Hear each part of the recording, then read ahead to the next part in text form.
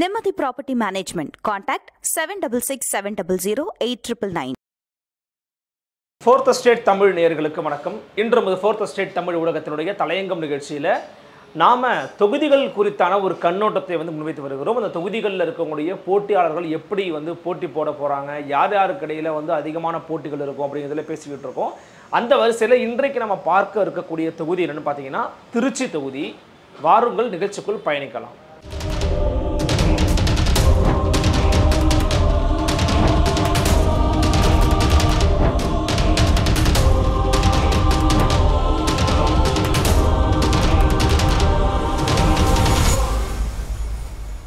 திருச்சி அப்படிங்கிறது பார்த்தீங்கன்னா தமிழ்நாட்டினுடைய ஒரு மையப்பகுதியில் இருக்கக்கூடிய ஒரு மாவட்டம், ஒரு முக்கியமான மாவட்டங்களில் ஒன்று.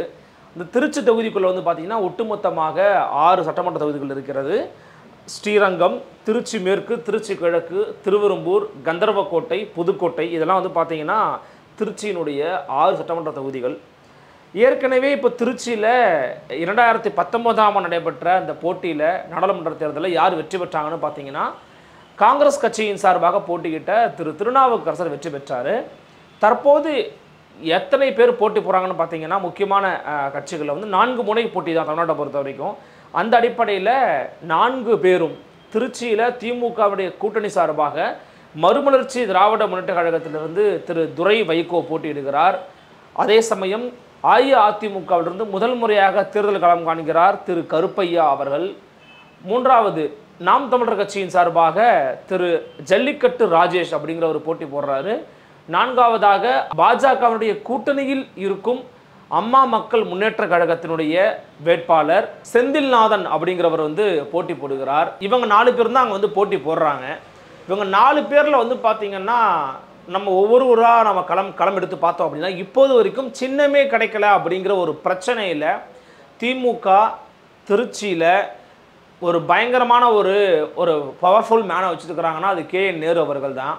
அவர் இருக்கும்போதே இன்னும் உதயசூரியனும் அங்கே நிற்கலை, எப்படியா தன் மகனுக்கு அங்கே சீட்டு வாங்கிடலான்னு பார்த்தாரு. கடைசியில் அதுவும் கிடைக்கல, மதிமுகவை தான் ஒதுக்கணும்னு சொல்லிட்டாங்க.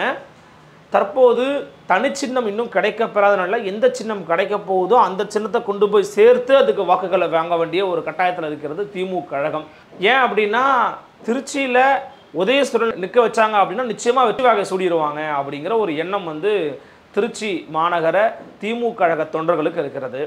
இன்னொரு பக்கம் பார்த்தீங்கன்னா கட்சியினுடைய அங்கீகாரமே ரத்தாயிரும் அப்படிங்கிறதுனால தான் நாங்கள் தனிச்சின்னத்தில் போட்டி போடுறோங்கிற ஒரு காரணத்தையும் மதிமுகவினர் சொல்கிறாங்க. ஏற்கனவே போன தேர்தலில் 2019 நடைபெற்ற தேர்தலில் திருநாவுக்கரசர் வாங்கின ஓட்டு பார்த்தீங்கன்னா 6,21,285. இரண்டாவது இடத்துக்கு பார்த்தீங்கன்னா இளங்கோவன் வந்தார். தேமுதிக இளங்கோவன் வந்தார். 1,61,999 ஓட்டு வாங்கியிருந்தார். சாருபாலா தொண்டைமான் அமமுக போட்டி போட்டாங்க. அவங்க 1,00,000 சொச்ச ஓட்டு வாங்கினாங்க. 4வது இடத்துல வினோத் அப்படிங்கிறவர் நின்னார். நாம் தமிழர் கட்சியின் சார்பாக 65,286 ஓட்டு வாங்கியிருந்தார். ஆனந்தராஜா அப்படிங்கிறவர் மக்கள் நீதி மையத்திலிருந்து போட்டி போட்டார். அவர் 42,234 ஓட்டு வாங்கியிருந்தார். ஸோ இதுதான் 2019 ஆண்டுக்கான திருச்சியினுடைய டேட்டாஸ் அப்படிங்கிறது. ஸோ இப்போ நான் சொல்லிட்டேன், திமுக சார்பாக இவங்க போட்டிடுறாங்க கூட்டணியில். அதிமுக சார்பாக கருப்பையா அப்படிங்கிறவர் போட்டி போடுகிறார். இவர் தேர்தலுக்கு முதல் முறையாக களம் காணுகிறார். இருந்தாலும் லோக்கலில் சில மாவட்டங்கள் இதே மாவட்டத்தில் இருக்கிற சில பகுதிகளில் ஒரு தெரிஞ்ச முகமாக இருக்கிறார், அடையாளப்பட்டிருக்கிறார் அப்படின்னு சொல்கிறாங்க. மூன்றாவதாக பார்த்தீங்கன்னா நாம் தமிழர் கட்சியில் ஜல்லிக்கட்டு ராஜேஷ். அவர் ஜல்லிக்கட்டு தொடர்பாக பல்வேறு விஷயங்கள் முன்னெடுத்திருக்கிறாரு. எனவே அவருக்கு அந்த தமிழ் சார்ந்த யங்ஸ்டர்ஸோட ஓட்டெல்லாம் அங்கே கொஞ்சம் கவர் பண்ண வாய்ப்பு இருக்குன்னு சொல்கிறாங்க. மேலும் அமமுகவுடைய செந்தில்நாதன், இவர் டிடிவிக்கு ரொம்ப நெருக்கமான ஒரு நபர், டிடிவிக்கு ரொம்ப ஒரு நம்பகத்தன்மை வாய்ந்த ஒரு நபராக செந்தில்நாதனை சொல்கிறாங்க. செந்தில்நாதன் டிடியோட சாய்ஸாக தான் இருந்திருக்கிறாரு. இவருக்கு என்ன இன்னொரு கூட்டணியாக ஒரு ப்ளஸ் என்னன்னா டிடிவி தினகரன் அவருடைய கட்சிக்காரங்க மட்டும் இல்லாமல் பாஜகவுடைய கட்சிக்காரங்களும் பாட்டாளி மக்கள் கட்சிக்காரங்களும் சேர்ந்து வேலை பார்ப்பாங்க அப்படிங்கிற ஒரு நம்பிக்கை இவருக்கு இருக்கிறது. இப்படியான ஒரு 4 முனை போட்டியாக இந்த திருச்சி களம் இருக்கிறது. ஆனால் திருச்சி களத்தில் யார் எவ்வளோ ஓட்டு வாங்குவாங்க அப்படிங்கிறத கணிக்கவே முடியாத மாதிரி இருக்குதுன்னு சொல்கிறாங்க, சின்னம் இன்னும் உறுதியாகாததன் காரணமாக. அது மட்டும் இல்லாமல் போன முறை இருந்த வாக்காளர்களோட இந்த முறை வாக்காளர்கள் கூடியிருக்கிறாங்க. எவ்வளவு கூடியிருக்கிறாங்கன்னு பார்த்தீங்கன்னா கிட்டத்தட்ட 36,000 வாக்காளர்கள் போன முறையோட இந்த முறை கூடியிருக்கிறாங்க. இந்த 36,000 வாக்காளர்களும் முதல் தலைமுறை வாக்காளர்களாக இருப்பாங்க. ஸோ இந்த யங்ஸ்டர்ஸ் ஓட்டை வந்து ஜல்லிக்கட்டு ராஜேஷ் கவர் பண்ண வாய்ப்பு இருக்குது. பிகாஸ் சீமான் சைடில் இந்த ஃபஸ்ட் டைம் ஓட்டர்ஸ் போய் விழுவதற்கான வாய்ப்புகள் இருக்குன்னு சொல்கிறாங்க.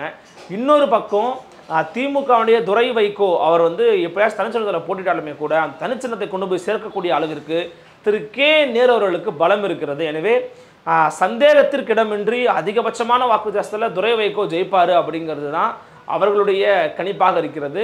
ஆனால் இன்னொரு பக்கம் புதிய முகமாக இருக்கக்கூடிய கருப்பையாவை மற்ற இருவர் இருக்காங்க இல்லையா, அதாவது செந்தில்நாதன் மற்றும் ஜல்லிக்கட்டு ராஜேஷ், இவங்களாலேயே கொஞ்சம் ஈஸியாக மோதிட முடியும். ஸோ செகண்ட் பிளேஸ் அப்படிங்கிறத யாருக்கு அப்படிங்கிறத வந்து சொல்ல முடியாது, யார் வேண்டுமானாலும் வரலாம் அப்படிங்கிற மாதிரியான ஒரு பேச்சும் வந்து பொது தளத்தில் திமுகவை ஆதரிக்கக்கூடியவங்க வட்டாரத்தில் இருக்கக்கூடிய ஒரு பேச்சாக இருக்கிறது.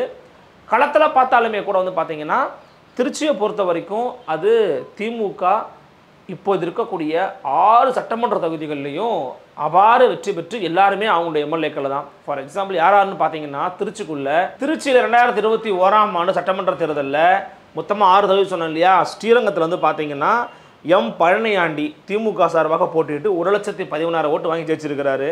திருச்சி மேற்கில் யார் ஜெயிச்சாங்கன்னா அவங்களுக்கே தெரியும், திரு கே நேரு 1.25 லட்சம் ஓட்டு வாங்கி ஜெயிச்சிட்டாரு. அதன் பிறகு திருச்சி கிழக்கில் வந்து இனிகோ இருதயராஜ் ஜெயிச்சிருக்கிறாரு, 94,000 ஓட்டு வாங்கி ஜெயிச்சிருக்கிறாரு. திருவெரும்பூரில் தெரியும் அன்பில் மகேஷ் பொய்யாமொழி 1,00,000 ஓட்டு வாங்கி ஜெயிச்சிருக்கிறாரு. புதுக்கோட்டையிலையும் திமுக தான் திரு முத்து ராஜா 85,000 ஓட்டு வாங்கி ஜெயிச்சாரு. கந்தர்வக்கோட்டையில் மட்டும் வந்து பார்த்திங்கன்னா மார்க்சிஸ்ட் கம்யூனிஸ்ட் கட்சி தான் வந்து ஜெயிச்சாங்க. எம் அண்ணாதுரை அப்படிங்கிறவர், அவர் 69,000 ஓட்டு வாங்கி ஜெயிச்சாருங்க. ஸோ விஷயம் என்ன அப்படின்னா, ஏற்கனவே அந்த திருச்சி கிரவுண்ட் அப்படிங்கிறது திமுகவினுடைய சட்டமன்ற உறுப்பினர்களை மையப்படுத்தி இருக்கிறது. 2 சிட்டிங் மினிஸ்டர்ஸ் இருக்கிறாங்க, ஒருவர் திரு கே என் நேரு, மற்றொருவர் திரு அன்பில் மகேஷ் பொய்யாமொழி. ஸோ 2 மினிஸ்டர்ஸ் இருக்கக்கூடிய ஒரு தொகுதியாக இருக்கும்போது இதை திமுக தவறவிட்டாங்க அப்படின்னா அதைவிட ஒரு மோசமான விஷயம் இருக்காது அப்படின்னு திமுக காரங்களும் விமர்சனம் பண்ணுவாங்கன்னு சொல்கிறாங்க திமுக வட்டாரங்கள். அதனால தான் எதுவும் அசம்பாவிதம் நடந்துடக்கூடாது, தப்பி தவறி வாக்கு கூட கம்மியாகிடக்கூடாது அப்படிங்கிறதுனால தான் உதயசூரன் நிற்க சொல்லி கேட்டுக்கிட்டு இருக்கோன்னு சொல்கிறாங்க திமுகவினர். ஆனால் அதற்கான வாய்ப்பு இல்லைங்கிறத தலைமையில் நாங்கள் பேசிட்டோன்னு சொல்கிறாங்க மதிமுகன்னு. ஸோ ஒரு பக்கம் இருந்து கொண்டிருக்கிறது.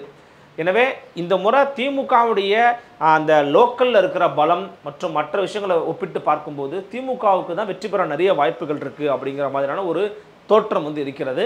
இருந்தாலும் 2வது இடம் இவங்க தான் வருவாங்கன்ற அளவுக்கு சொல்ல முடியாத அளவுக்கு தான் அதிமுகவில் ஒரு புதிய முகத்தை இறக்கிருக்கிறாங்க. அமமுக தான் அங்கே வந்து போட்டி போடுறாங்க. ஸோ அமமுகவுக்கு கூடுதலாக பாஜகவும் பாமகவும் எப்படி ஒத்துழைப்பு நல்குகிறார்கள் அப்படிங்கிறத பொறுத்து தான் சொல்ல முடியும். நாம் தமிழர் கட்சி வந்து பார்த்தீங்கன்னா ஜல்லிக்கட்டு ராஜேஷ் போட்டி போடுறாரு. அவர் வந்து குறிப்பாக பல கட்சிகளில் இருக்கிற நபர்களோட ஏற்கனவே பழகி பேசி இந்த ஜல்லிக்கட்டு தொடர்பாக ஒரு லிங்க் வச்சிருக்கிறாரு அப்படின்னு சொல்கிறாங்க. எனவே அவருடைய போட்டி அங்கே வந்து எப்படியாக இருக்க போகிறது, யங்ஸ்டர்ஸ் ஓட்டுகளை அவருக்கு வந்து கரெக்டாக கவர் பண்ணுற மாதிரியான ஒரு வேலையை அவரால் அங்கே செய்ய முடியுமா அப்படிங்கிறதையும் பொறுத்திருந்து பார்க்கணும். திருச்சியை பொறுத்த வரைக்கும் தீர்க்கப்படாத பிரச்சனையாக வந்து பார்த்திங்கன்னா இந்த பாய்லர் கம்பெனிஸ் வந்து அங்கே இருந்திருக்கிறாங்க. அந்த பாய்லர் கம்பெனிஸுக்கு சரிவர சில விஷயங்கள் நடக்காததன் காரணமாக அங்கே வேலை செய்து கொண்டிருந்த இளைஞர்கள் வந்து அங்கே வேலையை வந்து இழந்திருக்கிறாங்க. அது மட்டும் இல்லாமல் வெகு காலமாக திருச்சி டு பெங்களூருக்கு வந்து ட்ரெயின் சேவை கேட்டுக்கிட்டு இருக்காங்க. புதுக்கோட்டை வந்து இன்னுமே ஒரு பின்தங்கிய மாவட்டமாக இருந்துகிட்டு இருக்கு. நிறைய விஷயங்கள் அங்கே வந்து சேராமல் இருக்குது. அதற்கான பணிகளை வந்து எம்பிக்கள் முன்னெடுக்கணுங்கிற ஒரு நீண்டகால கோரிக்கை இருந்துகிட்டு இருக்கு.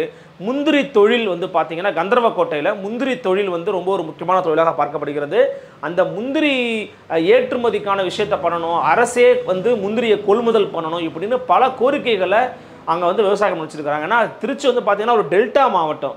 டெல்டா மாவட்டத்தில் வரக்கூடிய ஒரு திருச்சியாக இருக்கிறதுனால அங்கே விவசாயிகளும் வந்து நிறைய பேர் இருக்கிறாங்க. எனவே அவர்களும் வந்து இந்த முறை ஒரு முக்கியமான ஒரு பங்காற்றுவாங்க இந்த தேர்தலில் அப்படிங்கிறதையும் வந்து பார்க்க முடிகிறது ஓட்டு போடுறதுல. அந்த அடிப்படையில் திருச்சி அப்படிங்கிறது ஒரு இருமுனை போட்டியாக சொல்லிவிட முடியாத ஒரு களமாக இருக்கிறது. ஒரு பக்கம் ஒரு பெரிய ஜைஜாண்டிக்காக திமுகவோட நேரு நிற்கிறாரு, இன்னொரு பக்கம் எல்லாருமே நிற்கிறாங்க. ஸோ செகண்ட் பிளேஸ் இவங்களுக்கு தான் அப்படிங்கிற மாதிரி சொல்லிட முடியாத அளவுக்கு எல்லாமே இருக்கிறாங்க. பொறுத்திருந்து பார்க்கலாம். மற்றும் ஒரு தொகுதியோடு மற்றும் ஒரு தலையங்கம் சந்திக்கிறேன். நன்றி, வணக்கம்.